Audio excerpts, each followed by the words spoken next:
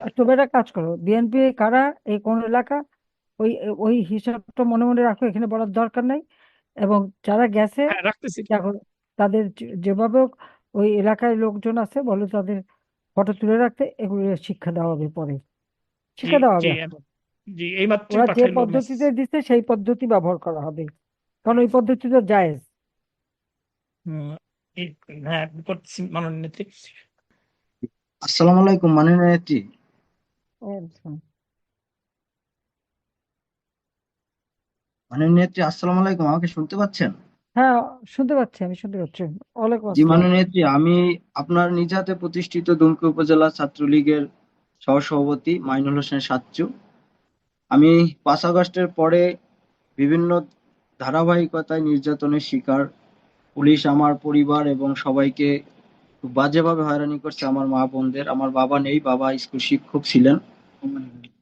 তারপরে জানুয়ারি 15, 2025 সনের জানুয়ারি 13 তারিখে আমি অ্যারেস্ট হই। তারপর দীর্ঘ কারাবাসের পরে জামিনে মুক্তি হই। এরপর আমি আমার বাড়ি ঘর ত্যাগ করে ঢাকাতে অবস্থান করি। তো কিছুদিন হয়েছে আমি বিবাহ করেছি। তারপরে জীবিকার তাগিদে আমি এলাকায় আমার বাড়িতে অবস্থান করেছি। গত মাসের আমি 12 তারিখে একটা ব্যাংক, এজেন্ট ব্যাংকিং এ জীবিকার তাগিদে যোগদান করি।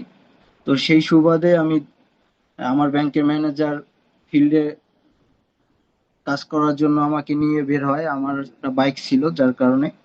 তো আপনার প্রতিষ্ঠিত দুমকি পটুয়াখালী বিজ্ঞান প্রযুক্তি বিশ্ববিদ্যালয়ের গেট দিয়ে আমরা যখন যাচ্ছিলাম, তখন বিএনপির সন্ত্রাসীরা আমাকে দেখে আওয়ামী লীগের বিভিন্ন অশ্লীল ভাষায় আমাকে গালিগালাজ করে এবং আমাকে ধাওয়া দেয়। যদিও সেখানে আমাকে ধরতে পারে না, আমি গাড়ির রানিং এ ছিলাম বলে। তো পরে আমার ম্যানেজারের মুরব্বী মানুষ, তাকে নিয়ে আসলে আমি গাড়ি ওইভাবে চালাইতে পারছিলাম না, সে ভয় পাচ্ছিল। তারপরে আমি আস্তে চালাচ্ছি। তো ওরা উম, রাজাখালী নামক স্থান থেকে একটু সামনে যখন যাই, তখন ওই অবস্থায় ওরা সন্ত্রাসীরা মাহিন্দ্রা নিয়ে আমাকে সরাসরি আমার মোটরসাইকেলে মেরে দেয়। তখন ওই অবস্থা আমি আর আমার ম্যানেজার পড়ে যাই। তো আমাদেরকে আর উঠতে দেয় না। তারপর ভয়ঙ্কর ভাবে স্থানে দেশীয় অস্ত্র দ্বারা আমাদেরকে আঘাত করে। আহ, তো এক পর্যায়ে তারা আমাকে মৃত মনে করে ওখানে ফেলে রেখে যায় এবং ম্যানেজার স্যারকেও, যথেষ্ট মুরব্বী মানুষ, তাকেও মেরে ওখানে ফেলে রেখে ওরা চলে যায়।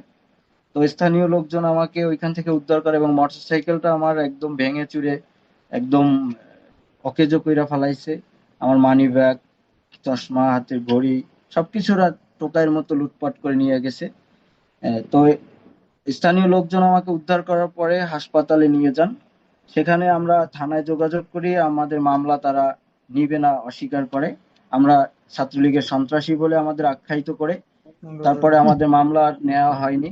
তারপর আমি দীর্ঘ সময় পটুয়াখালী সরকারি হসপিটালে চিকিৎসা নেই। চিকিৎসা নেওয়ার পরে বাসায় আসছি এখন।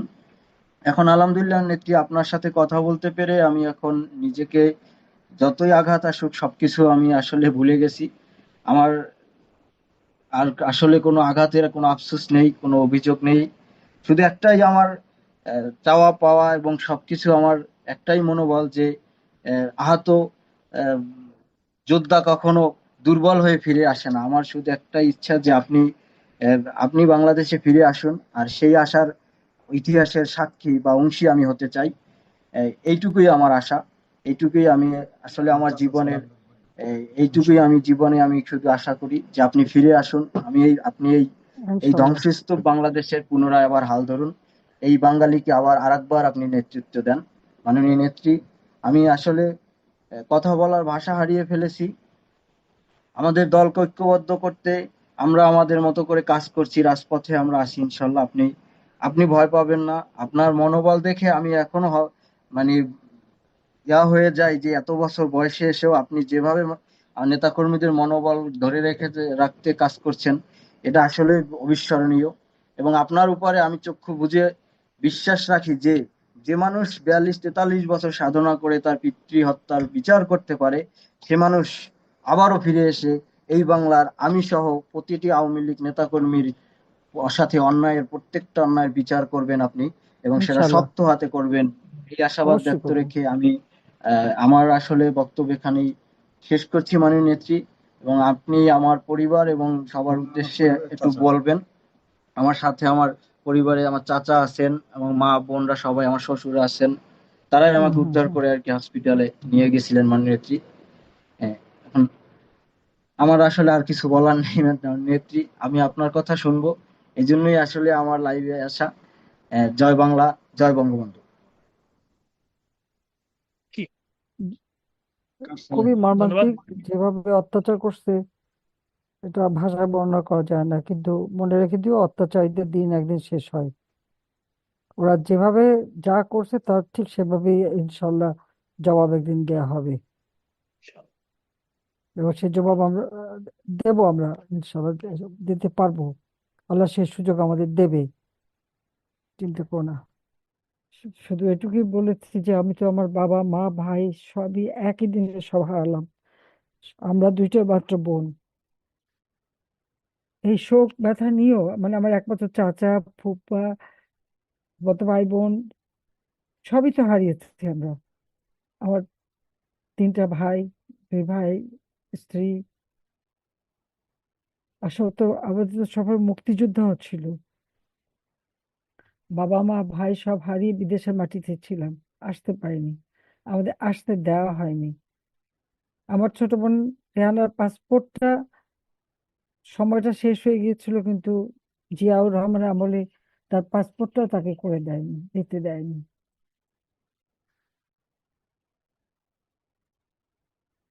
6 বছর পর আমি দেশে ফেরার সুযোগ পাই, আমি চলে আসি। কিন্তু আসার পর থেকেই তো আমাদের আওয়ামী লীগ নেতা কর্মী সেই 1975 সালে 15ই আগস্ট থেকে শুরু করে এ পর্যন্ত অনবরত অত্যাচার চলছে। আর এবারে দীর্ঘ আমরা 15 বছর 7 মাস ক্ষমতা থেকে বাংলাদেশকে উন্নত করেছি, প্রত্যেকটা ঘর আলোকিত করেছি, মানুষের জীবন মান উন্নত করেছি, মানুষের জীবনে শান্তি নিরাপত্তা দিয়েছি, মানুষের মাথাপিছু আয় বৃদ্ধি করেছি, দারিদ্র্যের হার কমিয়েছি। কিন্তু চক্রান্ত করে একটা মেটিকুলাস ডিজাইনের মাধ্যমে আমাদেরকে ক্ষমতা থেকে সরালো, মিথ্যা অপবাদ ছড়িয়ে ছড়িয়ে, দেশে বিদেশে অপবাদ ছড়িয়ে ছড়িয়ে। আর সেই সাথে কি করলো আমাদের অগণিত আওয়ামী লীগ নেতা কর্মী, আওয়ামী লীগ, ছাত্রলীগ, যুবলীগ, স্বেচ্ছাসেবক লীগ সহ আমাদের মহিলা আওয়ামী লীগ, যুব মহিলা লীগ, আইনজীবী, কাউকে বাদ দিচ্ছে না, ডাক্তার, সে পেশাজীবী, চরম নির্যাতন। এমন ভাবে নির্যাতন করে যাচ্ছে যে কোনো এরা যে মানুষ, যারা এই ঘটনা ঘটায় এরা মানুষ বলে ডাকার অযোগ্য। তাদের মধ্যে এইরকম প্রতিহিংসা পরায়ণতা আর এইরকম ভাবে নির্যাতন করে যাচ্ছে তারা। আজকে আমাদের মানে ছাত্রলীগ করাটা কি অপরাধ? কৃষকের পাশে দাঁড়ানোটা কি অপরাধ? আমি জনগণের কাছে এটা জিজ্ঞেস করি। কোভিডের সময় যখন কৃষক ধান কাটতে পারে না, আমি ছাত্রলীগে বলেছিলাম, ছাত্রলীগ ছুটে গেল, সেই সাথে আমাদের যুবলীগ, স্বেচ্ছাসেবক লীগ, আওয়ামী লীগ সবাই তো ছুটে গেছে। কোভিডের সময় পর্যন্ত আমাদের এই ছাত্রলীগের ছেলে পেলে মানুষের পাশে দাঁড়ানো, চিকিৎসার জন্য হাসপাতালে নেওয়া, মৃতদের সৎকার করা, মৃতদের কাফন দাফনের ব্যবস্থা করা, নিজের জীবনের ঝুঁকি নিয়ে তো তারা এই কাজগুলি করেছে। আর কোন দল এসেছিল তখন? আর তো কেউ না, ওই মুজিব আদর্শের সৈনিক তারাই এসেছে, তারাই করেছে। এখনো জনগণের পাশেই আমরা আছি, নিজেরা কিছু করবে না, আর আমাদের ছেলেপেলেরা তারা কৃষকের পাশে দাঁড়ালে তাদের হামলা করবে। এরা করবেই, এটা জানি, এরা এদের চরিত্রটাই তাই। তার কারণ হচ্ছে খালেদা জিয়ার আমলে কৃষক সারের দাবিতে আন্দোলন করে সে সময় 18 জন কৃষককে গুলি করে হত্যা করেছিল। এরা হলো সেই দল। শ্রমিকরা আন্দোলন করেছিল মজুরির জন্য, 17 জন শ্রমিককে রমজান মাসে হত্যা করেছিল খালেদা জিয়া। বিদ্যুতের দাবিতে কানসার্টে আন্দোলন, সেখানে মানুষকে হত্যা করে গুলি করে। তো এরা হলো ওই চরিত্রের লোক। এরা জনগণকে কিছু দিতে পারে না, নির্যাতন করতে পারে, খুন করতে পারে, লাশ ফেলতে পারে। একই সাথে যুক্ত হয়ে হয়েছে এক বিশ্ব বাটপার ইউনূস, আর একজন হচ্ছে গ্রেনেড হামলাকারী, অস্ত্র চোরাকারবারি, যার দুর্নীতির সাক্ষী দিয়েছিল আমেরিকার গোয়েন্দা সংস্থা এফবিআই লোক এসে। সেই সাজাপ্রাপ্ত আসামি আজকে বাংলাদেশের প্রধানমন্ত্রী।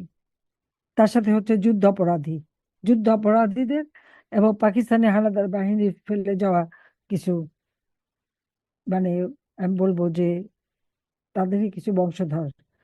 আজকে দেশটাকে এরা নির্যাতন করে শেষ করছে, দেশের অর্থনীতি ধ্বংস করেছে, দেশের রাজনীতি ধ্বংস করেছে, গণতন্ত্র হরণ করেছে, সমস্ত জায়গায় দলীয়করণ, প্রত্যেকটা জায়গায় চরমভাবে আজকে শিক্ষা প্রতিষ্ঠান থেকে শুরু করে প্রত্যেকটা জায়গায় ধ্বংস করে দিয়েছে। সেই উচ্চ আদালত, সুপ্রিম কোর্ট, হাইকোর্ট, শিক্ষা প্রতিষ্ঠান, হাসপাতাল, কিছুই বাদ যাচ্ছে না। সবকিছু ধ্বংস করে দিয়ে তারা দেশটাকে একেবারে কোথায় নিয়ে যাচ্ছে এদের। আর আওয়ামী লীগ ছাত্রলীগ সবার মানে আমাদের যারা আওয়ামী পরিবার তাদের উপরে নির্যাতন, মুক্তিযোদ্ধাদের উপরে নির্যাতন, সাংবাদিক, আইনজীবী, শিক্ষক সকলের উপরেই নির্যাতন চালাচ্ছে। আওয়ামী লীগ করে নাকি অপরাধ? কেন অপরাধ হবে? এই আওয়ামী লীগ যে দেশটা স্বাধীন করেছে সেটা তারা জানে না? তাদের কি জন্ম হয়েছিল, বিএনপি জন্ম হয়েছিল সে সময়? ছিল না। আর জামাত তো সেই পাকিস্তানি হানাদার বাহিনীর দোসর ছিল, যাদের দ্বারা 30 লক্ষ শহীদ, লাখ লাখ মা বোনের ইজ্জত নিয়েছে, ঘর বাড়ি লুটপাট করেছে, অগ্নিসংযোগ করেছে। একমাত্র আওয়ামী লীগ এবং পরবর্তী সংগঠনগুলিই তো এদেশের মানুষের পাশে সবসময়। আওয়ামী লীগই তো এই দেশের স্বাধীনতা এনে দিয়েছে আমাদের মহান নেতা জাতির পিতা বঙ্গবন্ধু শেখ মুজিবুর রহমানের নেতৃত্বে। তাহলে আওয়ামী লীগের অপরাধটা কি? আওয়ামী লীগ যখন ক্ষমতা আসে দেশের মানুষের উন্নতি হয়, দেশের মানুষ পেট ভরে খেতে পারে, শান্তিতে ঘুমাতে পারে, নিরাপদে চলতে পারে। এটা তো আমরা নিশ্চিত করেছিলাম। আর আজকে সেই আওয়ামী লীগের উপরে বারবার হামলা, ছাত্রলীগ, যুবলীগ, স্বেচ্ছাসেবক সহ সকল উপরে হামলা। আমি একটা কথাই বলবো, আজকে যারা স্বজন হারিয়েছেন বা নির্যাতিত হয়েছেন, মনোবল রাখতে হবে, শক্ত হয়ে দাঁড়াতে হবে। এরা যত অপরাধী অত্যাচার করুক, যারা অপরাধী তাদের, তারা হলো দুর্বল। হয়তো একটা সময়ের জন্য তারা নিজেদের শক্তি দেখাতে পারে, কিন্তু এটা চিরদিন স্থায়ী হয় না। কিন্তু আদর্শ নিয়ে, জনগণের প্রতি দায়বদ্ধতা নিয়ে, জনগণের জন্য কাজ করে যারা, তাদের মনোবল অনেক বেশি থাকে। আমি তো বাবা মা ভাই সব হারিয়েছি, তারপরে ঘর বাড়ি যা কিছু, আমাদের তেমন কিছু ছিল না। আমার তো ঢাকা শহরে কোনো নিজস্ব বাড়ি ঘরও ছিল না, তাও যা ছিল, আমার সামনে একটা বাসা ছিল ছেলে মেয়ের নামে, সব আগুন আগুন দিয়ে পোড়ানো। এক স্মৃতি, বঙ্গবন্ধুর স্মৃতি জাদুঘর উত্তরাধিকার সূত্রে আমরা 2 বোন পেয়েছিলাম, যেটা আমরা আমরা তো ভোগ করিনি, জনগণকে দান করে দিয়েছিলাম ট্রাস্ট করে। আর এই ট্রাস্টের মাধ্যমে হাজার হাজার ছেলে মেয়েদেরকে আমরা সহায়তা করেছি, শিক্ষাবৃত্তি দিয়েছি, মানুষকে সাহায্য করেছি। আজকে সবকিছু জ্বালিয়ে পুড়ে ছারখার। আমাদের যে স্মৃতিটুকু, যে বাড়ি থেকে জাতির পিতা স্বাধীনতা ঘোষণা দেন, যে বাড়িতে আমার বাবা মা সবাইকে হত্যা করে, সেই স্মৃতিগুলিও আগুন দিয়ে পোড়ালো, মুছে ফেললো। ওই বাড়িটা কি অপরাধ? আর এখন ওই বাড়িতে কেউ যেতে পারে না, পোড়া বাড়ি, ভাঙা বাড়ি। সেখানে কেউ গেলে ওই ভাঙা ইটগুলিকেও তারা ভয় পায়। সেখানে কেন গেল? সেই জন্য পিটিয়ে মানুষ হত্যা করেছে, কিভাবে অপমান করেছে, সেই ঘটনা তো ঘটিয়েছে। কাজে এরা মানসিকভাবে এত দুর্বল যে এরা ওই অত্যাচার করেই নিজেদের ক্ষমতা দেখাতে চায়। কিন্তু আমরা জনগণের শক্তিতে বিশ্বাস করি। কাজে জনগণ আছে আমাদের পাশে, আমরাও জনগণের পাশে আছি। আর এখন যারা অন্তত এদের একসময় সমর্থন দিয়েছিল ওই মেট্রিকুলাস ডিজাইনের সেই ডিপ এস্টেটের টাকায়, এখন তারাও বুঝতে পারছে বাংলাদেশে কেউ ভালো নেই। কৃষক, শ্রমিক, মেহনতি মানুষ, রিক্সাওয়ালা, দিন মজুর, খেটে খাওয়া মানুষ, চাকরিজীবী, ব্যবসায়ী, কারো ভালো অবস্থা না। তোয়াজ করে তোষামত করে কোনো মতে টিকে থাকতে হয়। এই অবস্থা চলতে পারে না। আমরা আবার গণতন্ত্র ফিরিয়ে আনবো, আবার মানুষের অর্থনৈতিক মুক্তি আমরা এনে দেবো, আবার এদেশের মানুষকে আমরা উন্নত জীবন দেব, এবং সেটা একমাত্র আওয়ামী লীগই দিতে পারবে।